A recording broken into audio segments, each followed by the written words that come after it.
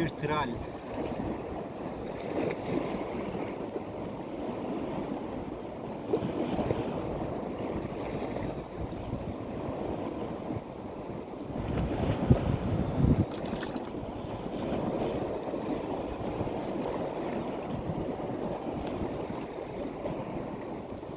Oltası su olan tüm hobidaşlara rastgele. Doğadaki gezgini izlemeye devam edin. Dilim sürçtü.